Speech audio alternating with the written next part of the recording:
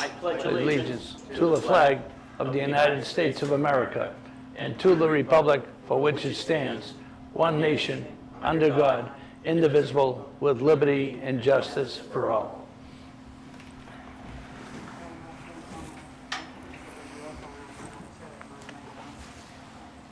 Well, good evening, everyone, and welcome to the Focus on Norton series, again sponsored by the Norton Republican Town Committee. And I'm Paul Rawazzi, chairperson of the Norton Republican Town Committee. Now, Focus on Norton, as we've told you many times, our goal is to inform the people of Norton what is happening in our community and continue to grow our community into an informed electorate. Our guest speakers are those charged with serving our community, both locally and statewide. We have them tell their story, explain the positions that they hold. This event can be viewed on local cable TV via the video menu on Norton Media Center website. Before I introduce our guest speaker, I would also like to remind all Norton voters that we have a town special election to be held on Saturday, July 13th. And this special election is important as it is about the town budget for 2024-25 and what funding level the voters approve of and whether a Proposition 2.5 override is accepted or rejected. Voter participation is important, and may I remind registered voters that you, of course, can vote in person or absentee ballot or mail-in ballot. Please check with the town clerk's office or via the Town of Norton website. Very important election next month. The civics question for tonight is, what is the Governor's Council, its role in Massachusetts state government and our supporting communities? Don't know how many times the word comes up in public or ends up in the newsprint and they go, never know such a council existed. Our guest speaker tonight is Francis D. Crimmins Jr., and he's a lifelong resident of Stoughton. He will educate us on what the role is of the Governor's Council, its appointment, approval power of judges, the appointment of parole board members, clerk magistrates, and I believe DIE, that would be industrial accident board members. Frank is an attorney and graduate from Harvard, Suffolk University JD Law School, and Western New England School of Law. He's had 40 years established in his legal background and has served as an associate in the Commonwealth of Mass District Court Department. From 1997 to 2001, he was an associate justice of the Appellate District Court. He was appointed by Governor Weld in 1992 as an associate justice in the District Court Department. He was appointed town manager of Stoughton from 2010 to 12 and the Avon town administrator from 2014 to 18. He has served on the adjunct faculty of Massasoit Community College and taught courses in the Criminal Justice Department. He is presently engaged in a full-time practice of law, I hope I get this right, Frank, ab initio Elder Law Solutions in Stoughton. I specialize, I would assume, in elder law. He will be a Republican candidate this fall for the Governor's Council seat, District 2, which has been abandoned for a year now and was vacant. And Norton is part of that District 2, along with 36 other communities. It's quite a stretch. Quite a few towns are involved. I welcome Frank, and he will give us a little education, and we'll have questions and answers afterwards. Thanks for coming. Thank you. Okay. Thank you. Thank you, Mr. Chairman, for that overly generous introduction. Lots to say. Sounds like it was written by my mother. But good evening, ladies and gentlemen. The Governor's Council is a creature of the Massachusetts Constitution. 7 years before we had the United States Constitution ratified and in effect on September 17, 1787, we had the Massachusetts Constitution. We're one of the 13 original colonies, and our Constitution precedes the U.S. Constitution. I asked Chris Striner to give everybody a copy of the U.S. Constitution. I'm sure you've seen that often, and hopefully you'll get a chance at some point to review the Massachusetts Constitution, because That was the document that led to the United States Constitution. People in the Commonwealth of Virginia will take issue with that. They think their Constitution was the major founding document. But the Governor's Council that I'm talking about this evening is a creature of that. It was a check and balance put in the Constitution to make sure that the elected governor of the Commonwealth would have some way to check his or her actions by the electorate. So there was this thing called the Executive Council that was created. The Governor's Council in the books is the Executive Council, but it has since been referred to as the Governor's Council. There are 8 members of the Governor's Council, 8 districts. I am a candidate in District 2, covering the town of Norton, but I'm here today to talk about the Governor's Council and not about a campaign.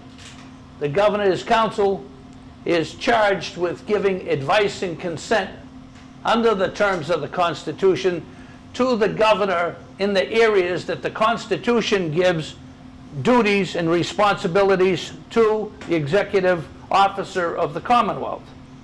It is an executive council branch. We have 3 branches of government, as you know.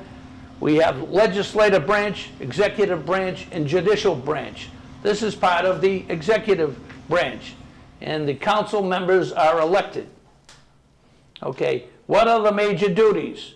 To give advice and consent on the appointment of judges, clerks, magistrate, Department of Industrial Accident judges, to give advice and consent on parole board recommendations as to pardons, commutations, as well as to give advice and consent on notaries public, members of the appellate tax board, and warrants to the state's treasury.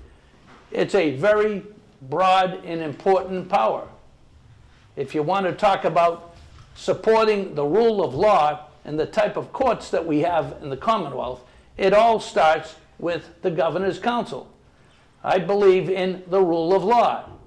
When you get sworn in, for example, as a judge, which the chairman told you I was a judge for almost 18 years, when you get sworn in by the governor, you swear to uphold the Constitution of the United States, and you swear to uphold the Constitution of the Commonwealth of Massachusetts. You don't take an oath to say what you would like the law to be or what you think it would be because you're so much smarter than everybody else. You swear to uphold the Constitution. Your role as a judge is to apply facts to the law as the fact finder finds those facts in different cases. In jury cases, the jury finds facts. In non-jury cases, a judge finds facts. So it's important that a judge knows how to be an arbiter of the law when he or she assumes that position. So when you hear about the Governor's Council in the paper, most times you're hearing about the governor has nominated a certain man or woman to fill a vacancy in one of the 7 trial court departments in the Commonwealth. So the Commonwealth has, in addition to a district court that I was a member of, it has a housing court, a juvenile court, a land court, a probate and family court, a superior court, and the appeals court. And then there's the Supreme Judicial Court. That 7-member highest court in the Commonwealth. So I was part of the district court, trial court department. There are approximately 62 district courts. When you have a matter in the town of Norton, most of those matters go to district court as opposed to superior court, where the major cases go. So the district court that handles matters for the town of Norton is in Attleboro.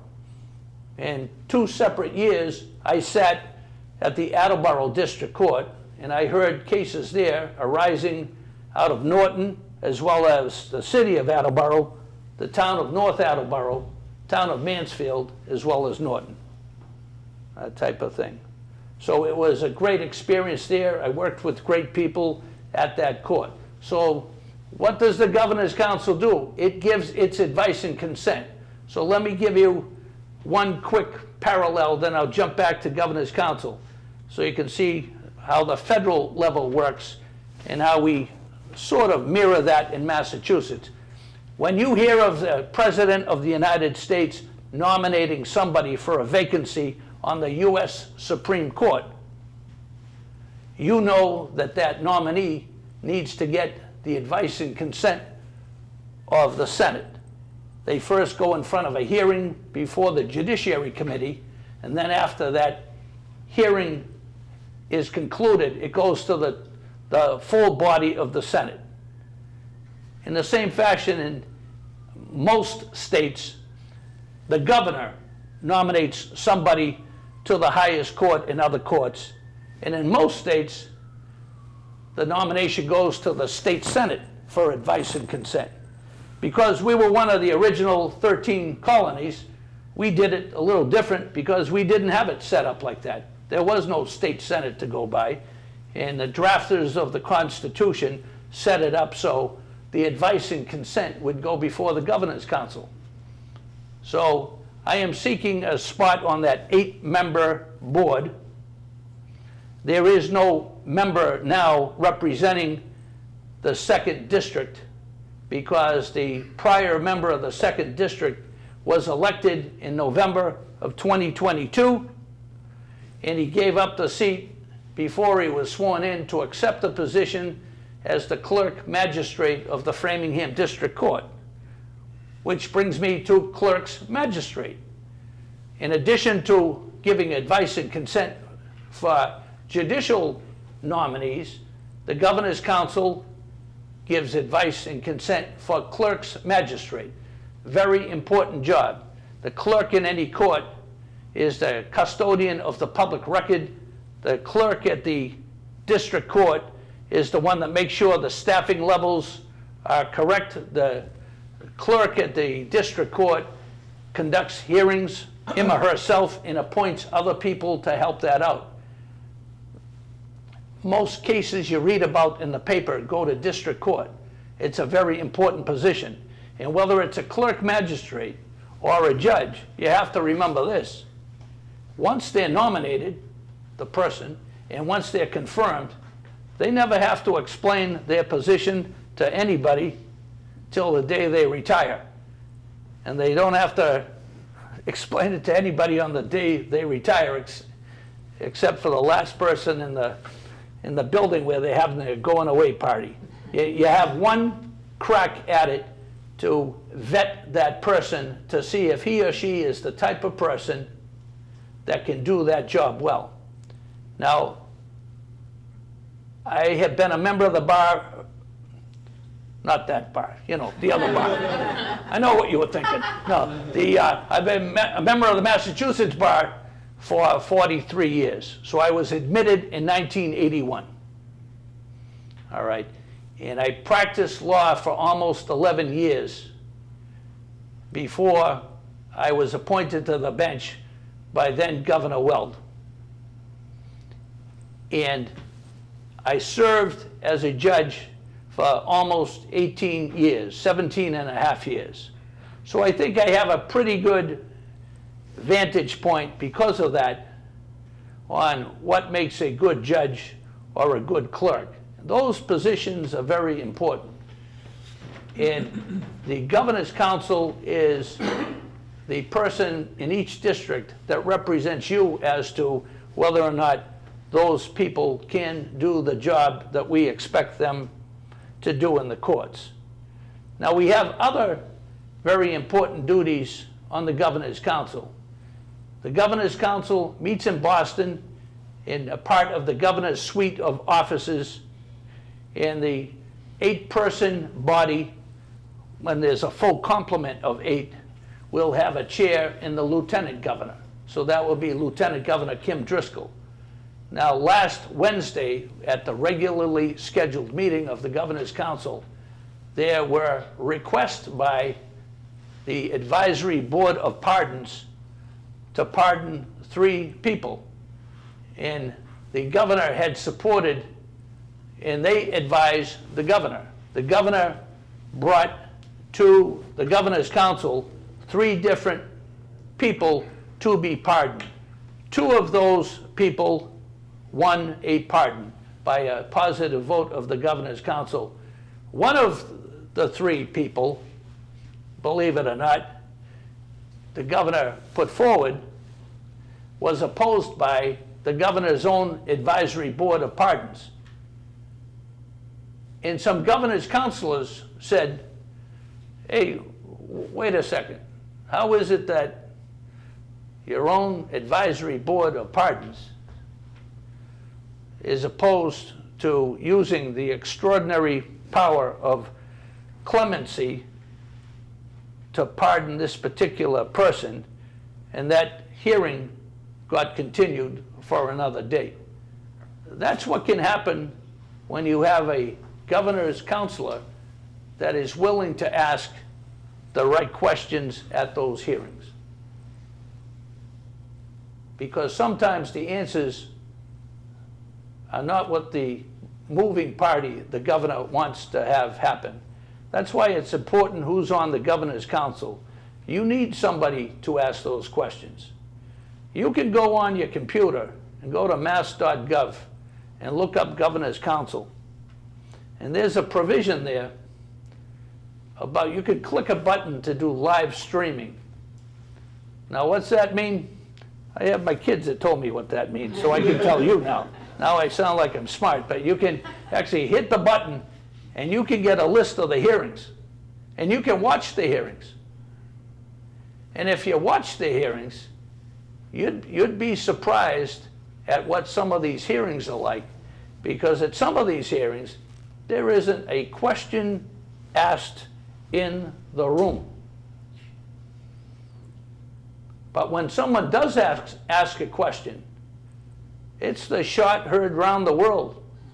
Sounds like the legislature. Yeah. Representative Barrows, you are a great American. Yes, it does. Yes, it does. You know, and it's important to have somebody on that council that will ask a question. Now, it's beyond the scope of this hearing for me to give you some instances of that, because I got strict rules from the chairman that this was not a campaign appearance. All right? You know, so, but he wanted me to discuss the duties. So, first role of the governor's council, to give advice and consent on judges. Second important role, to give advice and consent on clerks, magistrate. Funny way they say it, but they say clerks, magistrate. But those are basically lifetime appointments. And you only get a chance to vet them once. You know, for example, the governor had a pretty high-profile nominee 3 months ago before the council on the question of whether or not a particular person should fill a vacancy on the Supreme Judicial Court. It drew a lot of interest because the particular person nominated used to be in a relationship with the governor. That wasn't what was the most important part of the hearing. The most important part of the hearing was, in a prior life, the governor was the Attorney General. In the prior life, the particular nominee was on the appeals court. The nominee said every time that she was on the appeals court and the Attorney General's office came before the appeals court, she recused herself to make sure there would not be an appearance of an impropriety. So it was fair to reason on this nomination, fair question, would the judge recuse herself when the executive branch that the governor heads has cases to go before the Supreme Judicial Court? Like what type of case? Like cases on whether or not certain migrants should get certain type of benefits based on an interpretation of a certain law that says not only do we have some sanctuary cities in the Commonwealth, but we consider ourselves a sanctuary state. And if somebody gets a room in one of the, for example, 2 hotels that I live in Stoughton, that they're entitled to benefits not only for themselves, but their entire family. I mean, that's a question, pro or con, no matter which side you're on.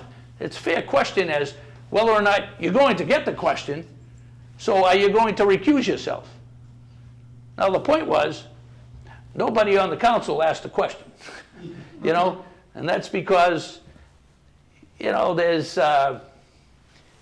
everybody on the council belongs to one party. But I'm not allowed to say that because we're at a meeting of the other party that's not represented on the council, and it wouldn't be fair to refer to that because that would sound partisan. But it's that type of question. My point is, just asking the question can help get a different result because it encourages a debate. There should be a debate. In every state, there should be a debate. Then let the voters decide, whichever way, and let it decide.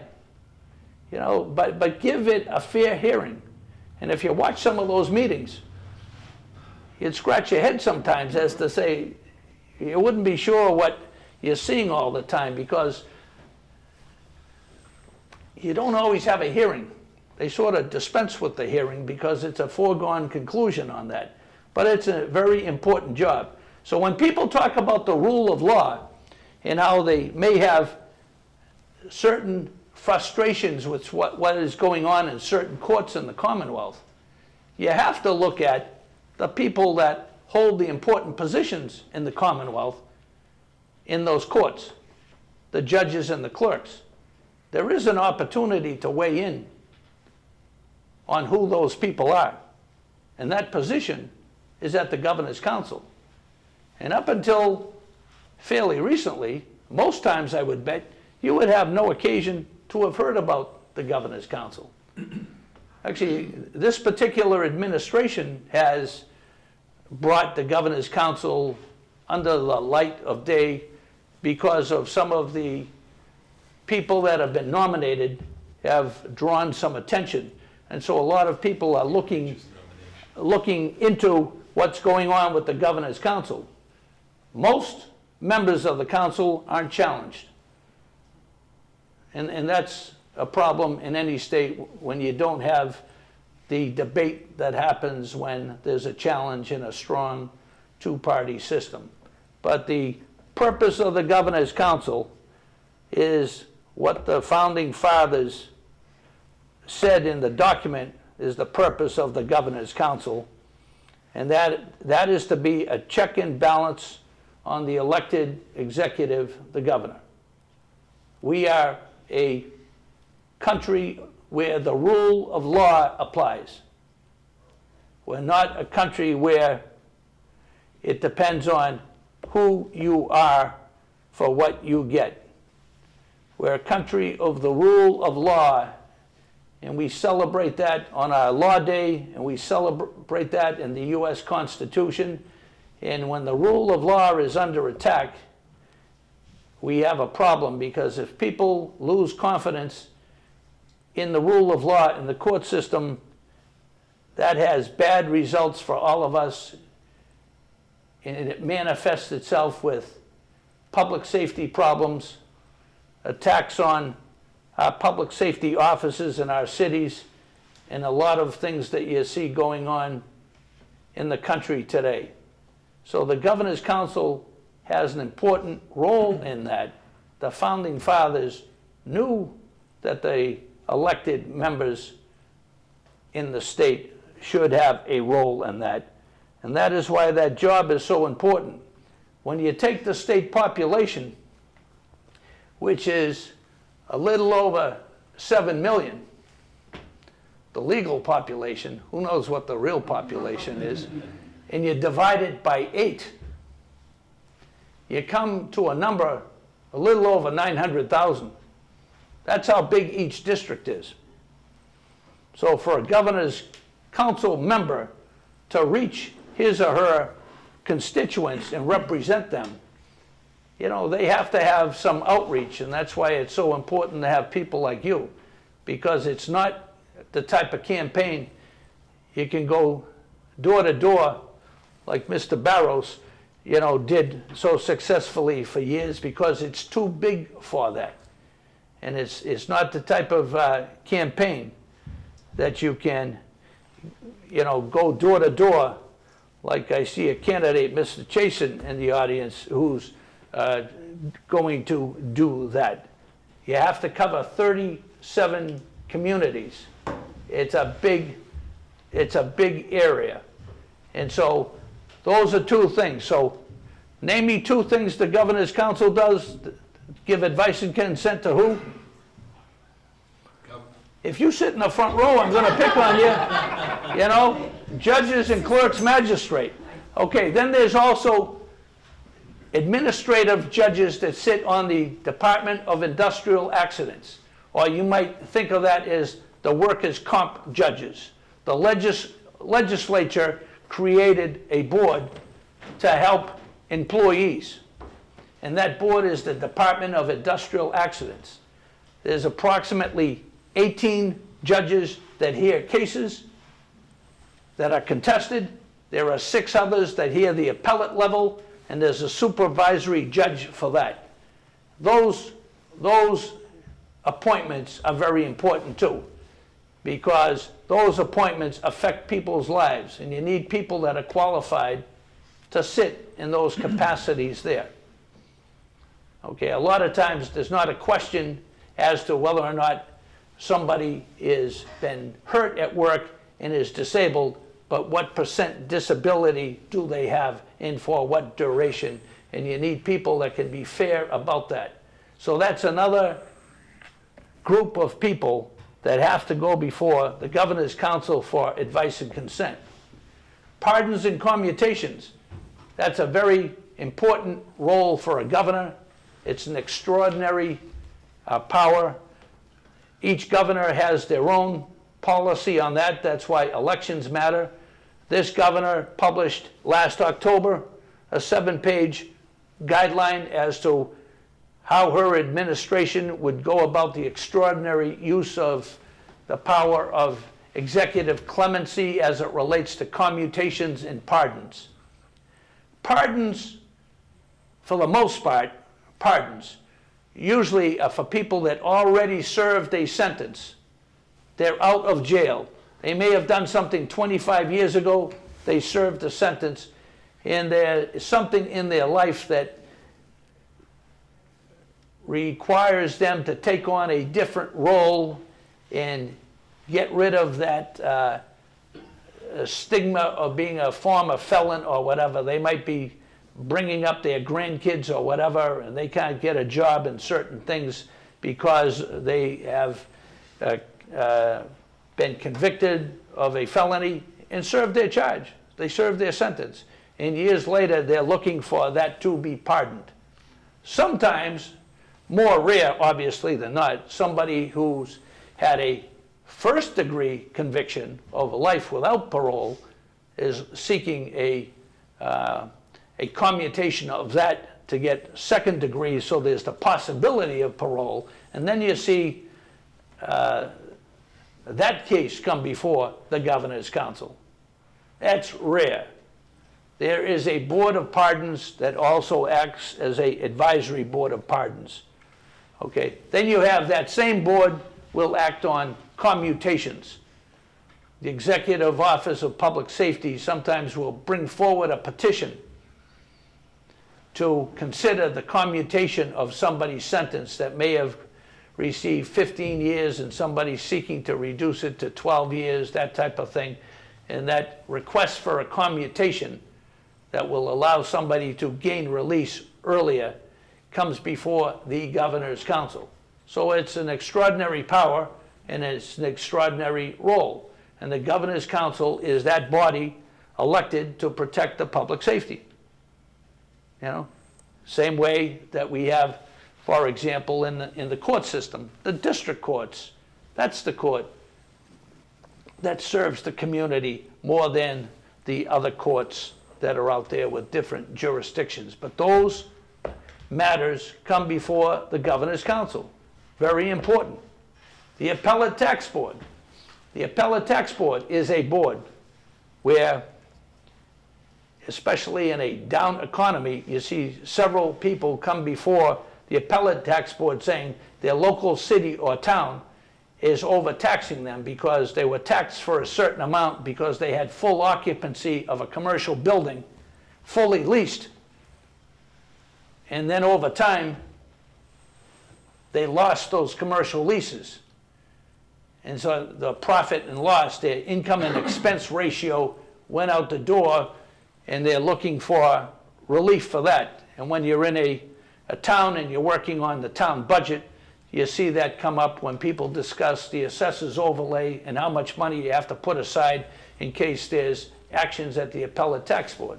That's an important job. Those members that are nominated go before the Governor's Council. Other things like notaries public. Those jobs are important because you want to make sure that the people that act in that capacity perform that role and don't start acting in other roles as being unofficial legal advisors when they're there to make sure that the documents are signed by the person who represents that they are in fact that person, and they don't turn into people that just want to practice without a license, that type of thing. And sometimes you'd be surprised, excuse me, the person that most times a notary application is approved, but every now and then you get a notary application and it has 5 people that recommended the person. And sometimes you ask the applicant, hey, who's that person that signed their name for you? Who? And you go, yeah, that name right there, who's that? I don't know. And you go, what's on your application? That type of thing, and you find out maybe it's not the person you want to hold that particular distinction. And last but not least, the same way in the town of Norton, the Board of Selectmen at its meeting will approve warrants to authorize the treasurer to cut checks for certain expenses of the town. And so the town manager will recommend to the board certain action on the board's agenda. We have a select board member right here, and you take that request to sign the payroll and other warrants to come before the meeting, and you need to know that A, the warrant was filled out correctly. If there's something about a payment of a procurement, that the procurement law in the Commonwealth has been followed, and they're making a recommendation to you, and based upon that recommendation, you sign in your executive authority. Same role for the Governor's Council. The Governor's Council approved warrants for the Treasury. Obviously, the budget is a whole lot more, but it's the same process. So those are the different duties and responsibilities of the elected members of the 8-person Governor's Council. And when there's a tie, the ex officio head, the Lieutenant Governor, will break the tie. So that is why it's an important job. When you see that position on the ballot, that's why you should consider that position like any other position as to who's best qualified to represent you and the district on that position. And I'd be more than happy to answer any questions you or any members of your group have, Mr. Chairman. I have a question, Frank. You know, the way our country is going these days, that all the solutions are ending up in courts, no matter where we go from top to bottom. And my thought is, I understand that how you keep politics out of the process, the way we do it, but how many states actually have judges run for office? I wonder if that's even more political.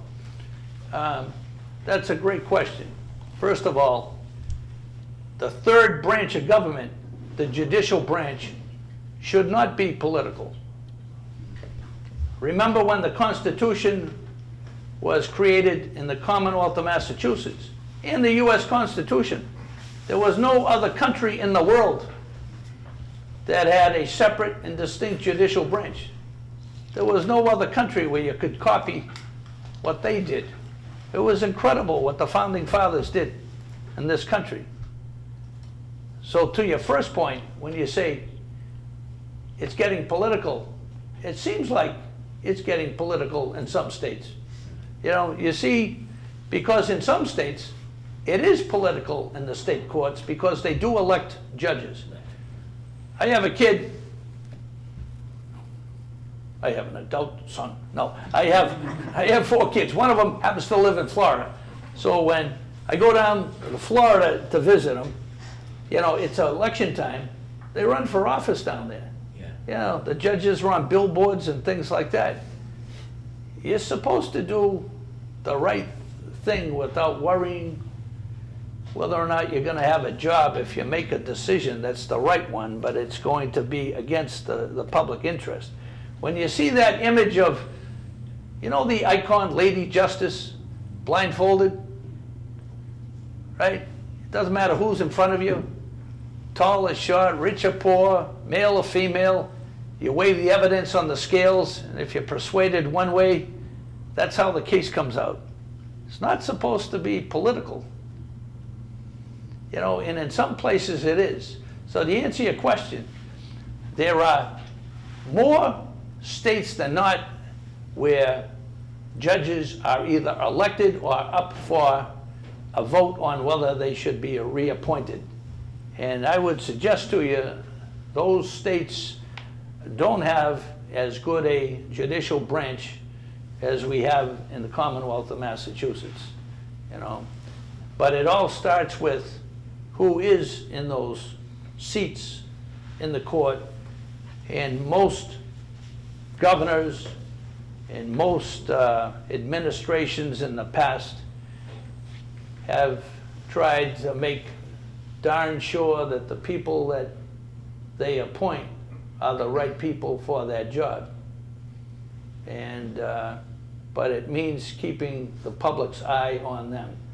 Then when you say, for example, when you run for office as a judge in a county in a place as big as Florida, who do you think would donate to someone running for a judgeship?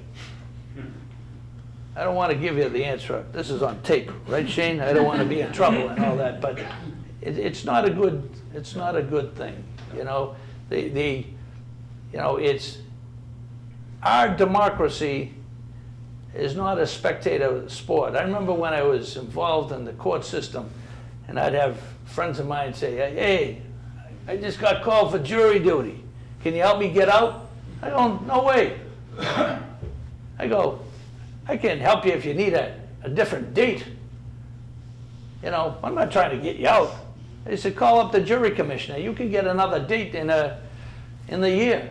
Just give them some dates, and they'll try to get you in a month that's not as bad for you at work." But you know, people have to vote. People have to do their jury duty. But it's very important. But you make a big point. People take for granted the judicial branch is not political. It's not supposed to be political. You're not supposed to have a case go in front of a judge and be able to predict what's going to happen in that case before that case is heard. That's a crazy analogy, but it's like being at a town meeting. Imagine at a town meeting where people are having these votes on overrides and things about the MBTA, you know, housing issue, that type of thing. In the paper the next day, whichever way the vote turns out, the story should be about what the debate was and what the vote was, not what the moderator did. You know? I was a moderator in a town for 8 years. And imagine if you had a moderator that would only call on people to speak that were in favor of a proposition, and the moderator wouldn't recognize anyone that was opposed, and would have one of their people in the audience move the question so they couldn't speak. Everybody knows. I know that would never happen here, but no. I'm not commenting about Norton, but I was a moderator, and I took pride in the fact I was never in the story the next day about what the moderator did. It's not about the moderator. The crazy analogy I'm making is not about the judge. You shouldn't have a trial where it's so much about the judge.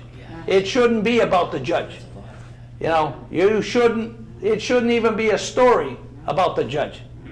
The judge is the one that's supposed to make sure there's the arbiters of the facts, whether it's a jury in a jury case or non-jury, that each side gets heard. It's not about the judge.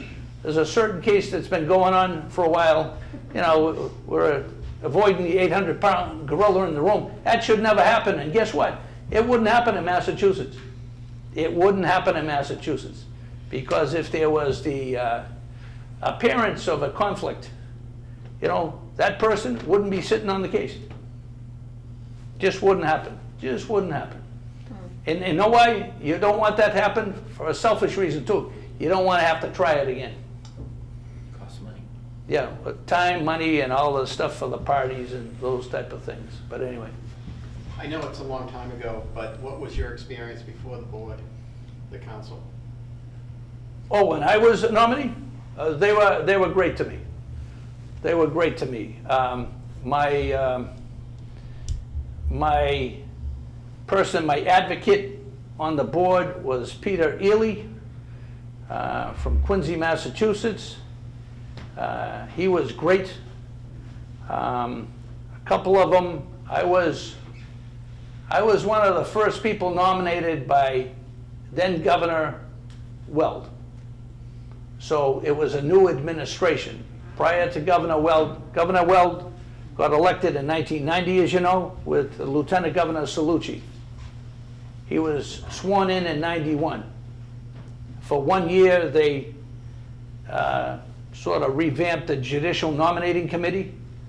And so I went before them in early 1992. And they were great to me. One of them wanted to know because I was a Republican, you know what the heck I was doing there and all that sort of stuff, and how could a guy with my name be a Republican and all that. And but they were very good to me as far as giving me a chance to advocate for myself, and I was humbled by the people that spoke for me. You know, you get a chance to have some witnesses, and I had some people that spoke for me. And when I heard them speak about me, I didn't know who they were talking about, you know, but they were great. And the council was very nice, and they couldn't have been more accommodating and all that, you know. So it was. But as far as when you go to that, are you nervous as a person going up there? Sure. Not so much the 8 people around the table so much. You don't know if anybody in the audience is there to throw one at you, you know. And when you get the feel after a few minutes that there's no one there trying to toss a grenade at you, you know, it's all right. But they were great. They were great. And it didn't hurt that I had some friends that were friends of those friends, you know what I mean? But they were great. But the governor and the lieutenant governor were great. They worked that group too. They told those people why they wanted this particular person for this particular job. They made a special effort. But yeah, no, that was a special day, and it was great. It was great. Yeah, Jay? Was there a reason why there wasn't a special election when the other gentleman resigned? Yeah, I'm told when there's an election, but the person hasn't been sworn in, it goes to the legislature to decide how they want to fill the seat by calling our election or actually convening both chambers to fill that spot. And I think it just came down to numbers as the legend goes. It was 50 people would love to get appointed to it if they didn't have to run. Right. You make one friend and you have 49 people that think you're swell, you know? So they just figured keep it open till the election. But there's a big consequence of that, because even that pardon that I made a reference to, that gentleman is from District 2. And there was no one from District 2 to speak on behalf of the communities as to whether or not there was a threat to public safety. What was the, can you inform us of the charge that he was, or the charge, but the result of his misdoing? Yes.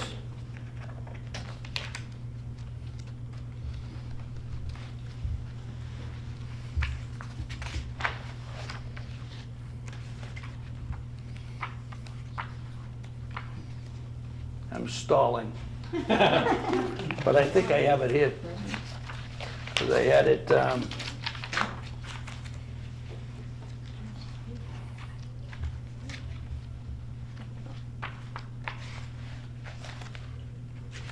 me just see if I have it right. Trying to do this while tripping the wire. She's always asking the hard questions. I'm sorry. No. But I think No, it would no. be interesting to see what, Here's a Globe article, June 5, 2024.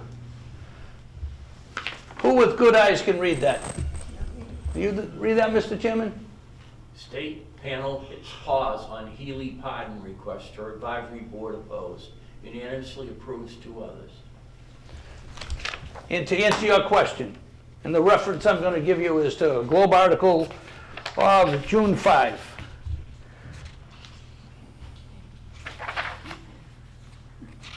that's suspect.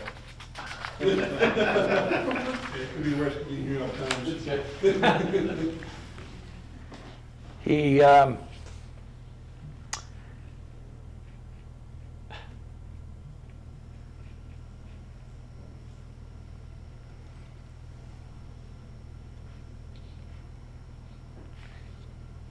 he had a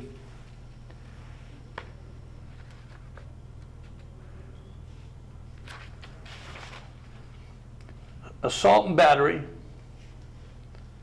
Last name is Veal, Brockton resident, and the charges assault and battery, larceny, and receiving stolen property. And the governor's advisory board argued that the gentleman did not present a compelling need for clemency. Her advisory board, based on her guidelines that I have here, 7 pages that are published, that came out October 2023. So that was what got attention. In other words, these weren't all holdovers from a prior administration. There are 7 members. She appointed 5 of the 7. So it's her group, and they advised against it. The advisory board advises either for or against. They advised against. And she appeared. Now that's unusual too. Is that stubbornness or arrogance? I'll leave it You for. can leave that. That's okay. Yeah. You already gave me a tough one, Jay. I had to go into the bag there 2 times. No, but you know, it's her own board. It's like, I mean, she gets good PR. She does not get tested too often, you know. What concerns me is we read a few weeks ago that Mayor Wu, the largest city in the Commonwealth, is going to, waive all these criminal charges, and the DA seemed to be agreeing. So you guys aren't going to be very busy, but that has a tendency to spread out. And I think we have to be really careful as to what we agree to or don't voice concern about. Because it's crazy. It is crazy. The rule of law is what you discussed, and I see that being thrown out with the baby in the bathwater. Yeah. I agree with you. I'll say anecdotally, one of my four, another kid lives in New York City. Just got out of college. So this September will be the first time in 20 years I haven't been paying. Congratulations. Thank you very much. Donations will be accepted. No, but, so, while my wife and I obviously have visited him while he's been in college. Now, he just got out. So he's been in the city for 4 years. When he first started going there, a little homeboy like me still felt very safe going in the big city. You got off the train, other than moving him in with a car with his stuff in the back, the visit would usually be on a train. Get on the train at 128 station, take it to Penn Central, come upstairs. You felt safe. There were people on the blue team everywhere. Whether you got on a cab or you walked, we'd try to, get a place somewhere between Penn Central and where his school was and all that sort of stuff. Whether you walked, drove, or got a cab, you felt safe. You could go out, you could get in line at, get some tickets to a show, take them out to eat, go out to eat late. You had a place to go. Over time, as you know, the city's changed for the same reason you've seen. Defunding the police, not supporting the police, that type of thing. Now, the same area, I don't know New York City. I don't know every borough. I just know the borough he was in. And I'm not going to get into, his stuff to say this. That area that I was familiar with, every third storefront, police boarded up. Places were stopped. You didn't see the guys on the blue team. You couldn't go out to eat and get dinner after 9:30 at night. The city that never sleeps, where you could go whatever and you could get something to eat up to midnight or whatever. You had to get your order in by 9:30 or you weren't eating that night. That type of thing. That's not something I liked. You know what I mean? But you know what I'm saying? Because it wasn't safe. It wasn't safe to keep the places open. The foot traffic didn't feel safe. You could see it. You could see it. And the subways there. You've heard what happened on the subways. Some people are being pushed onto the tracks and all this stuff, and it's bad. It's bad. And it can happen quickly. And it can happen in Boston. And it can happen quickly. Thank you. Yeah, no, it's for real. It's for real. I mean, when you have the population coming into a place, including Massachusetts, I mean, it's not just that they're in a place and it costs X amount of money for benefits, but what they do during the day. And if you don't have people with the program during the day, stuff is going to happen and it affects public safety. And how you can have all that stuff going on and not have it affect the courts is beyond me. And the people in public safety need support, But anything, you tell me. Frank, these clerk magistrates, a lot of them are lawyers. Is there any, they have to be almost like administrators too, right? They have to run a pretty efficient shop and run a budget and all that. Yeah. Does it necessarily have to be a lawyer to be a To answer your clerk question, it magistrate? doesn't have to be. Yeah. It is best if it is, but there are great people that have served that weren't. I'll give you an example. I sat for a couple of years at the Rentham District Court. When I was a judge for 17 and a half years, my first 9 years. I had jury duty. Did you? Yeah, one time. Did I have you? No. Oh, okay. The first 9 years, I went to the courts in southeastern Massachusetts, from Boston down to the Cape. In the last approximately 9 years, I was at the Stoughton Court. So for example, I served at the Rentham District Court. I served at the Rentham District Court where the clerk magistrate was a guy, Ed Doherty. He was not a member of the bar. Just a great clerk magistrate, great clerk magistrate. I served in Stoughton with Donald Stapleton. He was not a member of the bar. Ran a great program, you know? But both of those people made sure in the areas where they might need some assistance, they made sure they hired as assistants people that were lawyers and were real sharp on the law for the type of cases where you really need a lawyer. Right. But in the district court,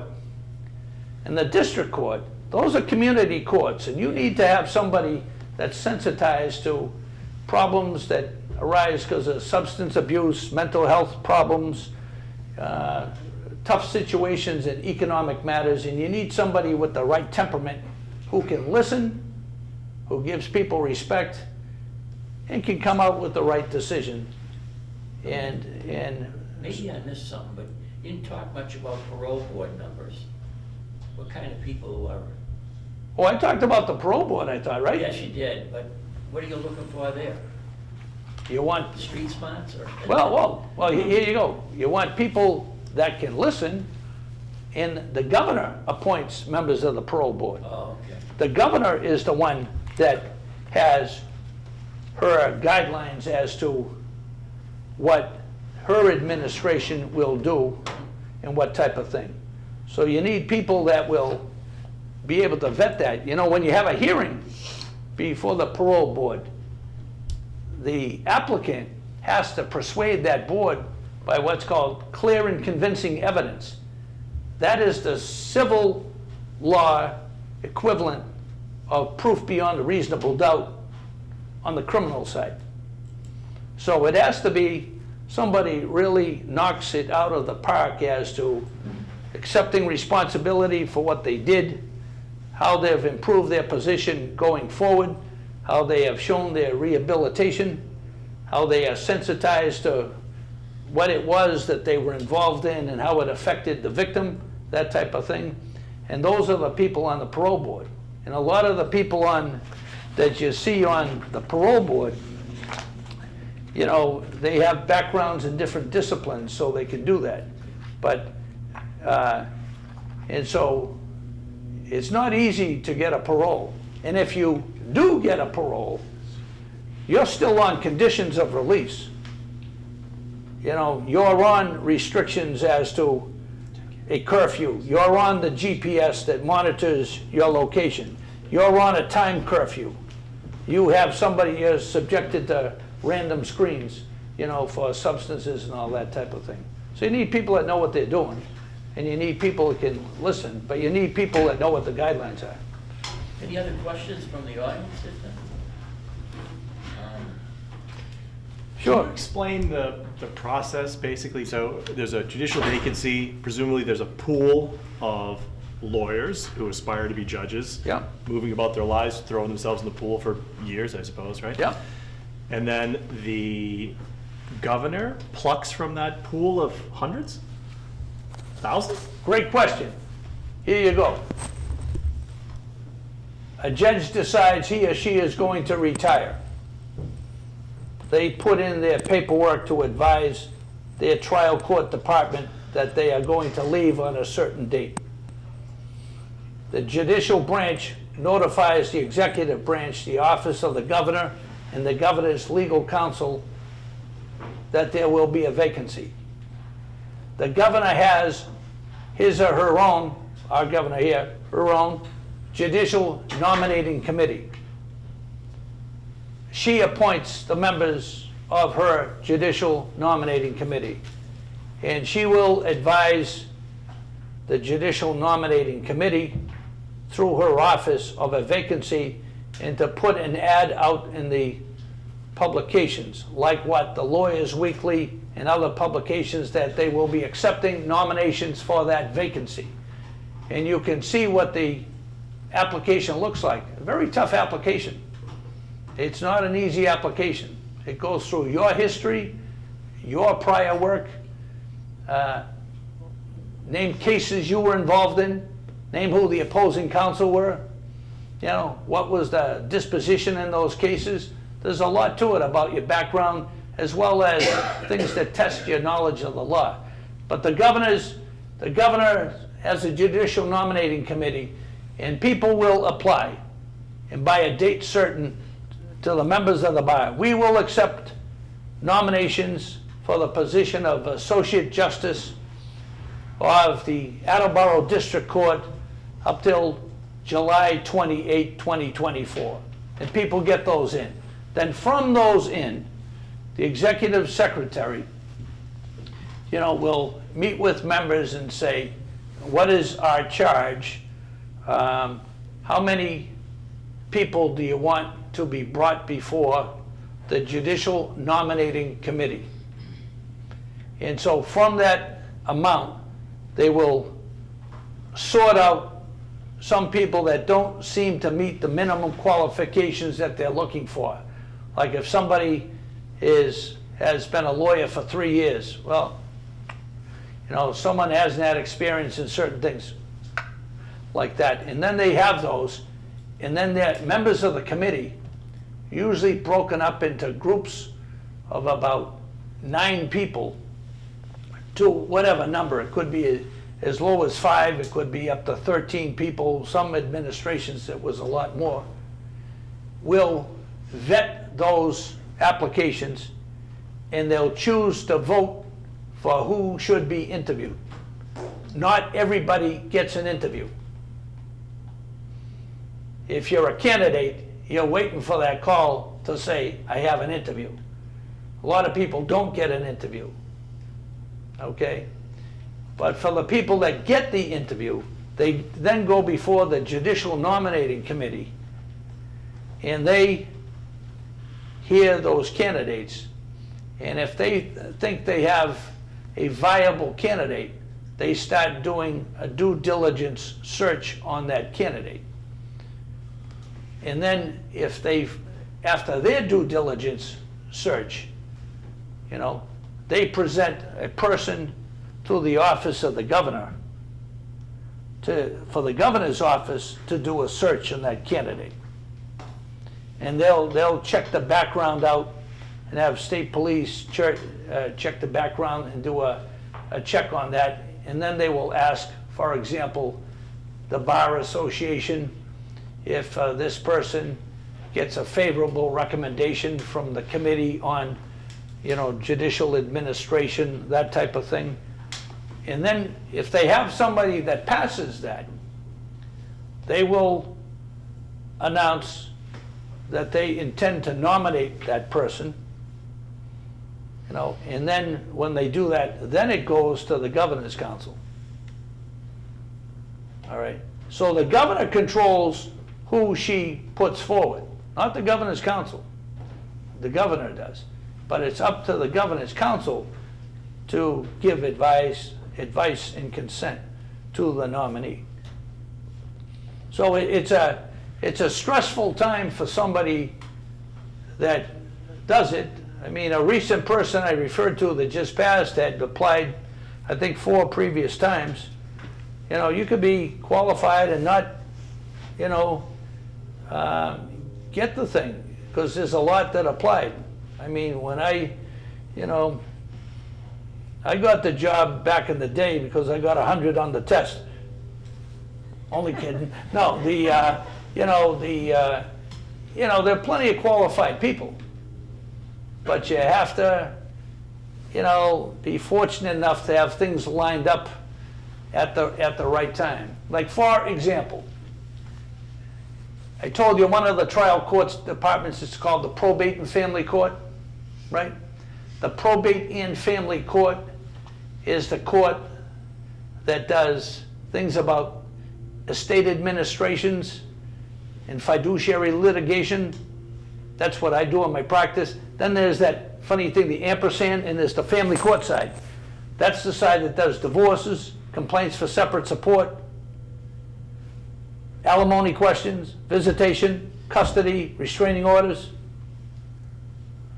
Why those 2 things are in the same court, beyond me, but that's how they are. And in the past, the governor has appointed some people that are former divorce lawyers that know how to do the divorce part. But they need people to do the fiduciary litigation part. You know, someone's taking care of mama's money and there's 5 kids and someone's been dipping into it or whatever, and you need people that know how to do that part too. So it's important that you have people that can want to do the job, can do the job, and that type of things. But the process is, there's nothing easy about it, and it's up to each particular administration. And when you go through it, you could be a very good candidate and not get it. It's just that, because it's not like, you know, there are some administrations where if the vacancy was at the Attleboro Court, they would want people from Attleboro to get the vacancy. But the way they assign people now, they assign people all over the place, so you don't have to be from Attleboro and all that. Like I said, I was appointed to be an associate judge at the Stoughton District Court, and I thought, gee, this is great, I'm going to be in my local area. And I was assigned to Timbuktu and every other place, you know, because, and happy to do it, by the way, happy to do it. But, you know, that's how naive I was about how the process worked back then, you know, so it's good, it's I good. think we all enjoyed his visit tonight. Very informative. No, thank you very much, thank you, thank you.